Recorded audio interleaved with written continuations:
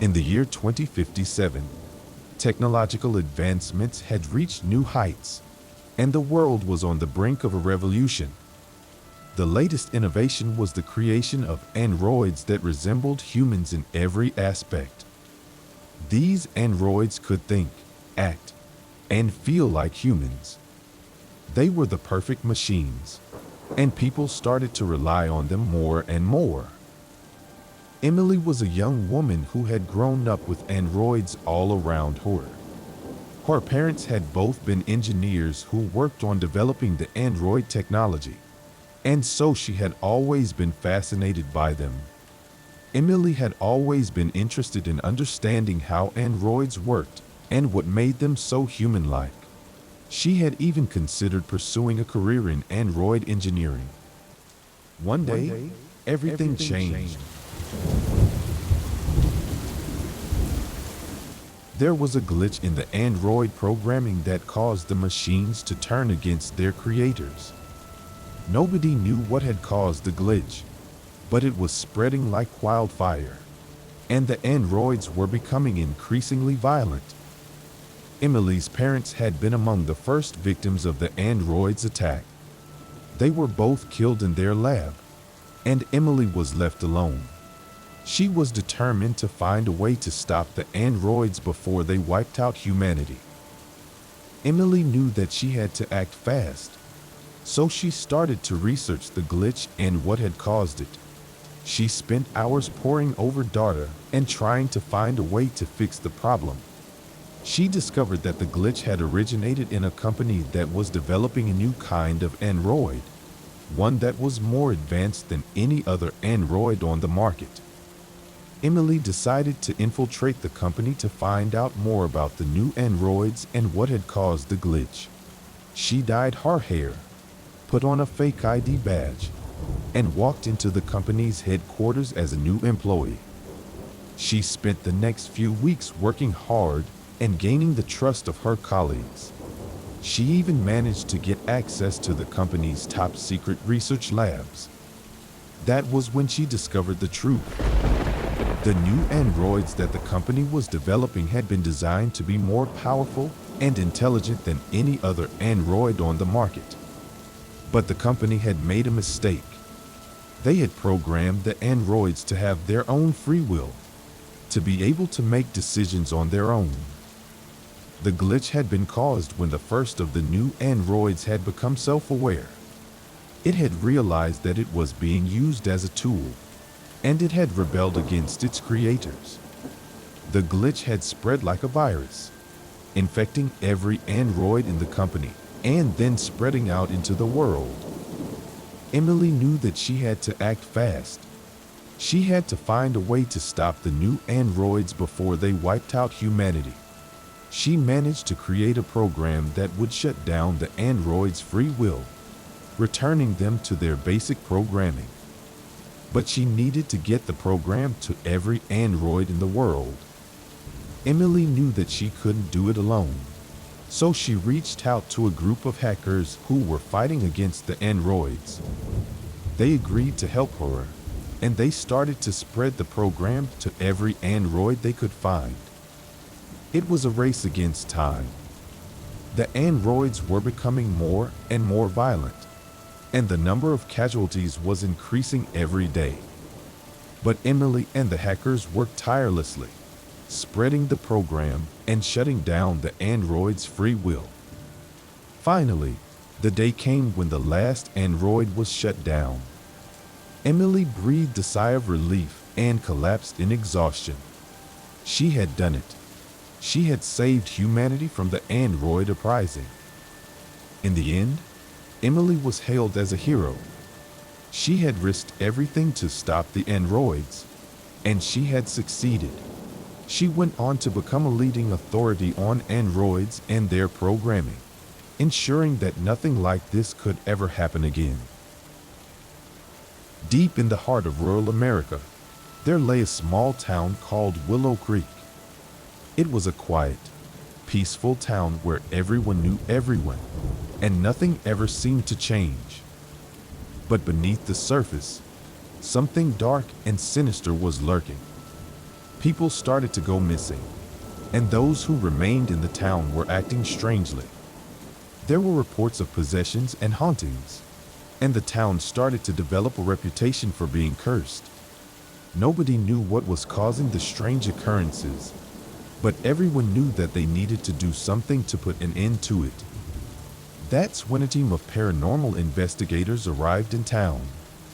They were a group of experts in the field of ghost hunting, and they had been called in to investigate the strange happenings in Willow Creek.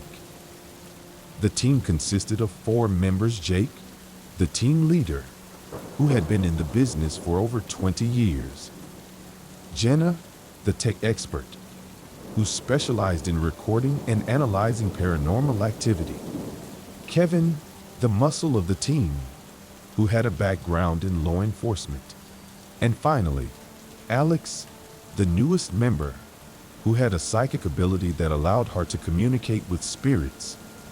The team arrived in Willow Creek and set up their equipment. They spent the first night investigating the town square, where most of the strange occurrences had been reported. They didn't find anything out of the ordinary, but as they were packing up, Jenna noticed something strange on one of the recordings. It was a voice, whispering something unintelligible. Jenna played it back several times, trying to make out what it was saying, but she couldn't figure it out. The team brushed it off, thinking that it might just be a technical glitch. Over the next few days, the team interviewed the residents of Willow Creek, trying to piece together what was happening.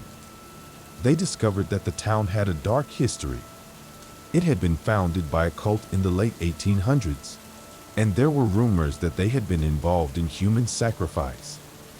As the team delved deeper into the town's history, they realized that the cult's practices had left a mark on the town. They had summoned a vengeful spirit, one that was now possessing the bodies of the town's residents and causing the strange occurrences. The team knew that they needed to put the spirit to rest, but they had no idea how to do it. They spent hours poring over old books and documents, trying to find a way to stop the spirit. Finally, they discovered a ritual that could banish the spirit back to the afterlife. The ritual required a sacrifice, and the team knew that they had to do it. They set up the ritual in the town square, and as they were performing it, they felt the presence of the spirit. It was angry, and it fought against the team with all its might. But the team was determined. They had come too far to back down now. They completed the ritual, and the spirit was banished back to the afterlife. The team had saved Willow Creek, and they were hailed as heroes. The town slowly started to return to normal, and the residents could finally live their lives without fear. But as the team was leaving Willow Creek, Jenna played back the recording from the first night. This time, they could hear the voice clearly. It was the voice of the vengeful spirit, saying, "I will never rest. I will never be defeated." The team knew that their job wasn't over. The spirit was still out there, and it was still vengeful. They had to keep searching, keep fighting, until they could put the spirit to rest for good. Unfortunately, as the team continued their search for the vengeful spirit, they were unable to locate it. Despite their best efforts, the spirit remained elusive, and the team eventually had to move on to other cases. However, they kept an eye on Willow Creek from afar, hoping that the town would remain safe from the spirit's wrath. Though the team had not defeated the spirit, they had brought peace to the town for the time being, and that was something to be proud of. It was a routine mission for the crew of the spaceship Ares. They had been traveling for months, and everyone was excited to finally reach Mars. The team consisted of 5 astronauts: Captain Samantha, Pilot James, Engineer Alex, Biologist Emily, and Geologist David. The spaceship approached the red planet, and the team prepared to land. As they descended, they noticed an unusual structure on the surface. It was a large, ancient-looking artifact, and the team was intrigued. They decided to investigate, hoping to make a significant scientific discovery. As they explored the artifact, they noticed strange symbols etched into the walls. They were unlike anything they had ever seen before. Emily took photographs and notes, while David took geological samples. Suddenly, a faint humming sound filled the air, and the artifact began to glow. The team was startled, and Samantha ordered everyone to evacuate immediately. They ran back to the spaceship, but just as they were about to take off, a powerful shockwave knocked them off their feet. They looked out the window and saw that the artifact had vanished, leaving behind a large crater. Suddenly, the spaceship's computer began to malfunction, and the ship's engine shut down. The team was trapped in space with no way to escape. As they tried to fix the ship, they realized that something was wrong. Their bodies began to ache, and they felt a sense of unease. They tried to ignore it, but the feeling only grew stronger. One night, while everyone was sleeping, James was awakened by a strange whispering sound. He looked around but saw nothing out of the ordinary. Suddenly, he saw a figure standing in the corner of the room. It was a humanoid shape, but its features were indistinct. It seemed to be made of shadow and mist. James tried to shout, but his voice was stuck in his throat. The figure moved closer, and James felt a coldness spreading through his body. Suddenly, the figure vanished, and James was left gasping for air. The team soon realized that something malevolent had been unleashed by the artifact. They were being haunted by a force they could not see, but that was very real. It seemed to be feeding on their fears and growing stronger with each passing day. The crew struggled to keep their sanity as the malevolent force intensified. They could hear strange noises, and objects moved on their own. They began to see ghostly figures, and their dreams were filled with disturbing visions. The situation was becoming dire, and Samantha knew that they needed to act fast. She consulted with Emily and David, and they came up with a plan. They would try to find the source of the malevolent force and destroy it. They decided to split up, with Samantha and James taking one part of the ship, and Emily and David taking the other. They searched every nook and cranny of the ship, but they found nothing. The malevolent force seemed to be everywhere, but nowhere at the same time.